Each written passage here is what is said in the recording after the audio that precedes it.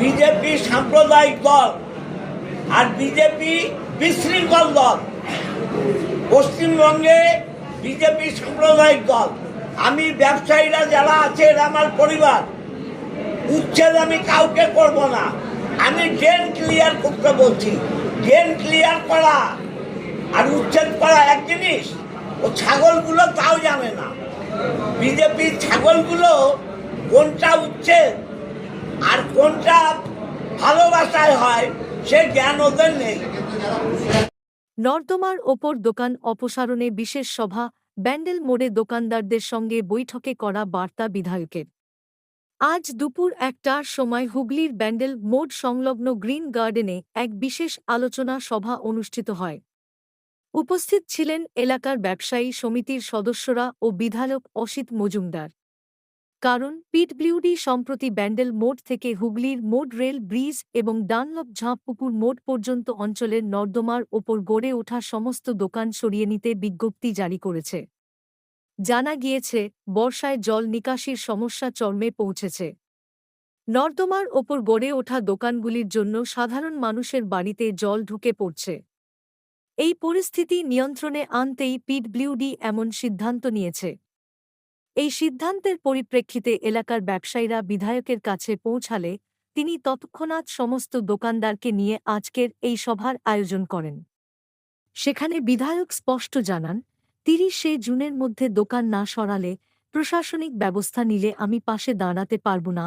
তিনি আরও বলেন, আপনারা আমাদের পরিবারের অংশ, কিন্তু বৃহত্তর স্বার্থেই এই সিদ্ধান্ত জরুরি। পাশাপাশি এই সভা থেকে বিধায়ক জানান, এটা সিপিএমের আমলের করা হয়েছে এবং আজ এই সভা কক্ষ থেকে বিজেপিকে ছাগলের দল বলে কটাক্ষ করতেও ছাড়লেন না চুঁচুড়ার বিধায়ক অসিত মজুমদার। তবে দোকানদারদের বক্তব্য, আমরা দিন আনি দিন খাই, এই অবস্থায় হঠাৎ করে সরিয়ে নিতে বলা মানে আমাদের রোজগারের জায়গাটা কেড়ে নেওয়া। আমাদের পুনর্বাসনের কোনো ব্যবস্থা ছাড়া আমরা দোকান সরাতে পারছি না। এখন দেখার বিষয়, পিডব্লিউডি ও প্রশাসনের এই সিদ্ধান্ত বাস্তবায়িত করতে স্থানীয় ব্যবসায়ীদের জন্য কোনো বিকল্প ব্যবস্থা গৃহীত হয় কিনা। বর্ষা আরম্ভ হয়নি, তাহলে বর্ষা আরম্ভ হলে কি হবে? আমাকে এসডিও ম্যাডাম বলছে আপনাকে আমরা বিশ্বাস করি, আপনি দেখুন কি করবেন। আপনি যেহেতু রিকোয়েস্ট করছেন, আমরা কোনো বিবাদে যেতে চাই না। আর আমিও আপনারা যারা ব্যবসাদার আছে, যেটা ভালো বুঝে সমিতি আছে, সেটা ভালো বুঝে সেটা করবে। এবার মেন কথা, আমরা করে যিনি খেতে পারি।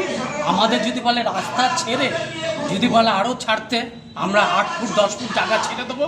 আমাদের যিনি করে খেতে পারে সেটা আমাদের ব্যান্ডেল মোড় থেকে ইএসআই অব্দি নোটিশ দিয়েছে, কিন্তু ইএসআই এর পর থেকেও তো বহু দোকান আছে, বাড়ি আছে, তাদেরকে তো দেওয়া হয়নি বলছে। না, সেটা জানি না। আমি নোটিশ পেয়েছি, আমাকে বলছে সই করতে হবে। আমার দোকানে পেছন দেখেছে, বলছে আপনি তো কিছুই করেননি, আমি কেন করব? আমি করে খাচ্ছি ওইটুকু জায়গার মধ্যে। ব্যাস, মানে আপনারা চাইছেন করলে সবাই কাটুন। হ্যাঁ, এবার করেছি না, আমরা খেতে পারি, আমাদের ব্যবস্থা করে দেবো। আমরা দোকানপাট সব উঠিয়ে দেবো, পিডব্লিউ যা আছে। এইবার আমাদের একটা ব্যবস্থা করে দিই, আমাদের পরিবার কি চলবে, কীভাবে আমরা বাঁচবো। আজকে আমি 40 বছর উপরে আমি ব্যবসা করছি, আমার আধে চলে গেছে, তা আমি কি করে খাবো? ভেঙে দেবে, ড্রেনটাকে পরিষ্কার করার জন্য যেটুকু খালি করা সেটা করতে বলেছে। ড্রেন যেতে পরিষ্কার, জল নিকাশিটা হতে পারে, এটাই এমএলএ বলেছে।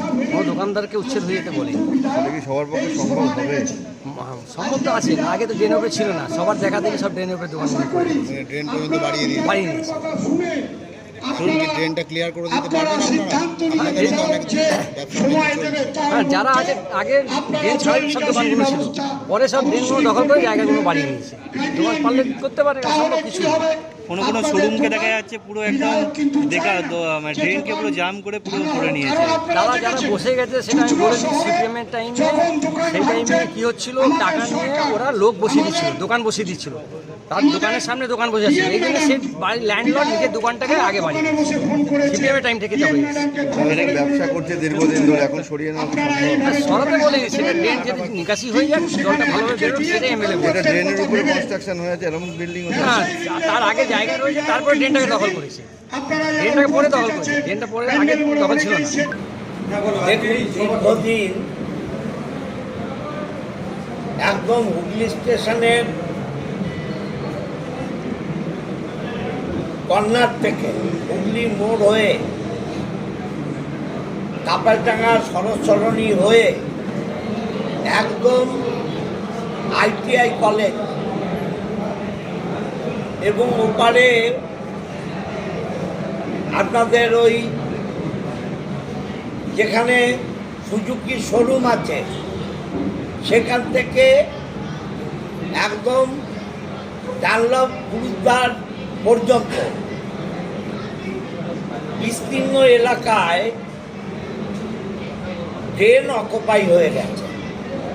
ড্রেনের উপর দখল করে মানুষ ব্যবসা করছেন, যার ফলে জল নিকাশি সিস্টেম টোটালটা কোলাপস হয়ে গেছে। সামান্য বৃষ্টি হলে মানুষের ঘরে জল ঢুকে যাচ্ছে এবং আপনারা দেখেছেন বেশ কয়েকদিন আগে এই নলডাঙ্গায় রাস্তা অবরোধ হয়েছে। কিছু কিছু বাড়ি, ইভেন ইংলিশ মিডিয়াম স্কুল এবং যারা ব্যবসা করছে তাদের ব্যবসা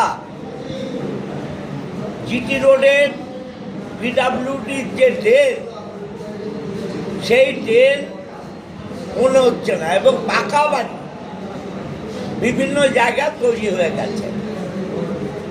আমি আইটিআই কলেজের ওইদিকে